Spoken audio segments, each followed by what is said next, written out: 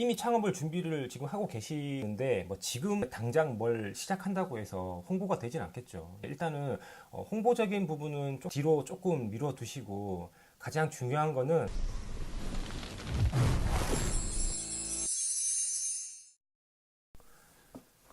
안녕하세요. 부태환입니다. 자, 오늘은 미용실 창업에 대해서 두 번째 얘기를 한번 나눠보도록 할게요.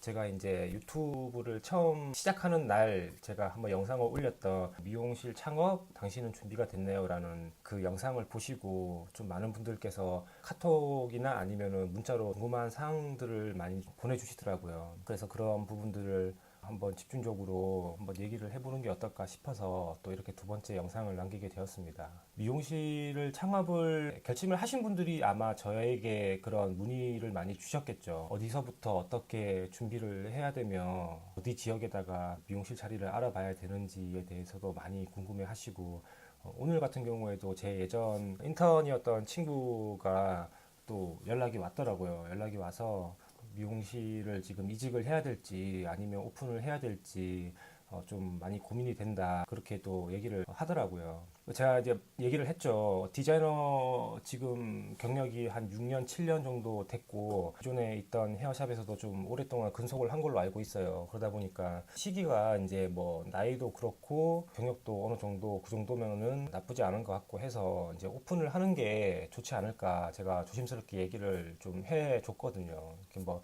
조언을 해준다고는 했는데 뭐 어쨌든 받아들이는 거는 본인이 결정할 부분인 거겠죠. 가장 이제 좀 고민스러워하는 게 그 부분인 것 같아요. 미용실 자리를 이렇게 알아보는데 권리금 같은 경우가 너무 생각했던 거 이상으로 뭐 높기도 하고 주차 뭐 이런 부분들도 마찬가지로 많은 고민을 하고 있는 것 같더라고요. 이렇게. 근데 제가 거기다 이제 얘기를 했죠. 권리금이 높게 형성돼 있는 거는 그만큼 이제 그러니까 바닥세가 높다는 거는 어느 정도 이제 뭐 유동인구가 많거나 뭐 어느 정도의 그 기본적인 매출을 이제 좀 일으킬 수 있는 좀 장소이기 때문에 그러겠죠. 하지만 뭐 꼭 그렇게 첫 창업을 큰 비용을 여유가 된다고 하면 큰 비용을 들여서 뭐 하는 건 나쁘지 뭐 않다라고 생각을 하지만 실제로 디자이너 분들께서 그 급여 조금씩 모아서 이제 큰 돈 모은다는 게 정말 쉬운 일은 아니거든요. 특별하게 뭐 2억 뭐 이렇게 버시는 분들도 뭐 계시긴 하지만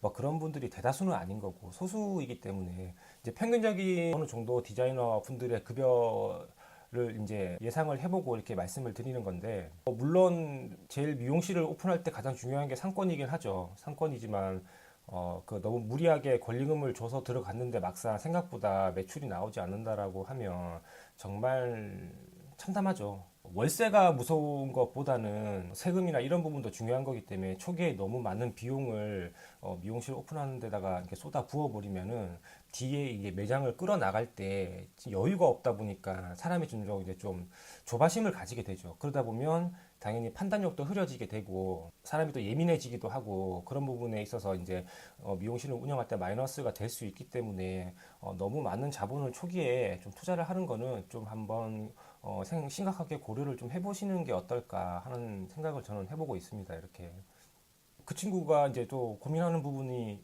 오래 있던 지역에서 이제 미용실을 이제 주변에서 이제 오픈을 하려고 하다 보니까 비용적인 부분이 많이 부담이 된다고 얘기를 하더라고요.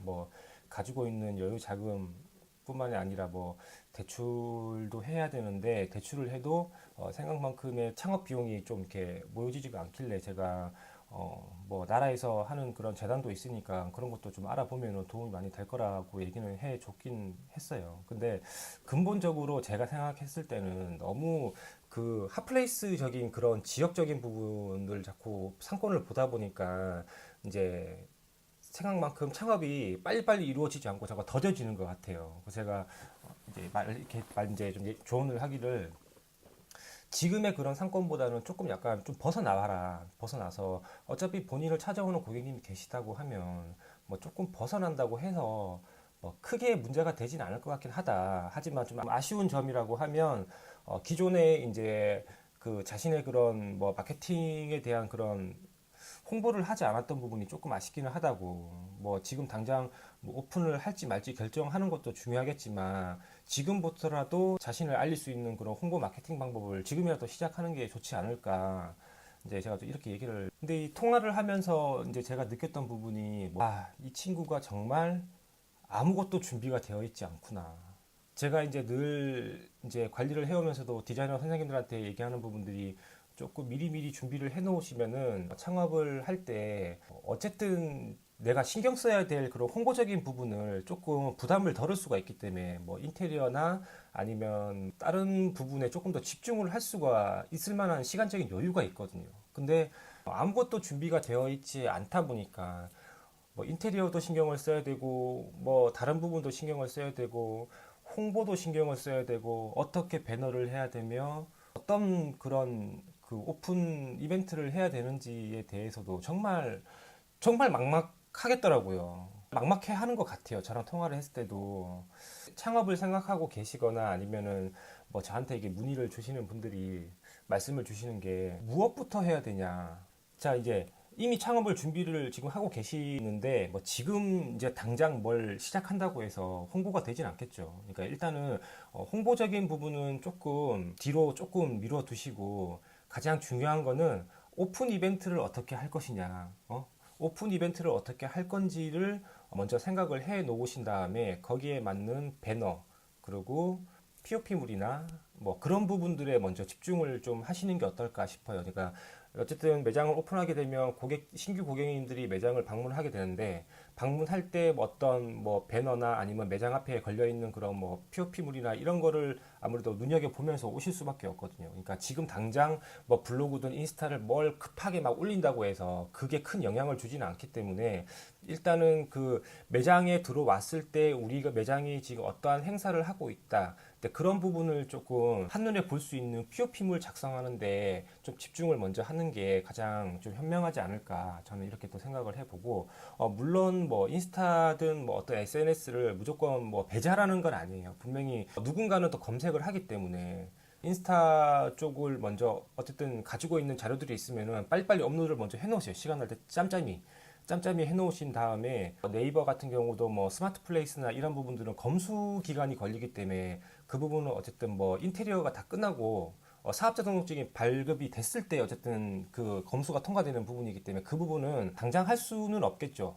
할 수는 없지만 그래도 검수가 통과되면 바로 사진을 올릴 수 있는 파일 정도 몇 가지 남자 스타일, 여자 스타일 한 뭐 6개, 7개 정도 작품들을 조금 그거는 미리 준비를 해 놓으셔야 돼요. 왜냐면 네이버를 검색하면 미용실 같은 경우에는 무조건 지역명을 쳤을 때 플레이스가 먼저 나오기 때문에 그 부분이 굉장히 중요하다고 저는 생각을 하고 있거든요. 그래서 뭐 블로그를 뭐 글을 작성을 하고 뭐 이런 거는 배제. 하지만 플레이스 스마트 플레이스에 이제 그 스타일 사진을 올릴 수 있는 남자 여자 스타일 각각 6작품 정도 가지고 계시고 인스타 같은 경우 이제 못해도 그래도 한 피드에는 다 스타일이 꽉 차야 되니까 그래도 뭐 9작품 정도는 미리미리 이제 업로드를 해 놓으신 다음에 그 후에 이제 매장 뭐 인테리어나 아니면 뭐 여러 가지 기자재나 뭐 그런 부분들에 조금 치중을 하면서 창업 준비를 하시면 될 것 같습니다.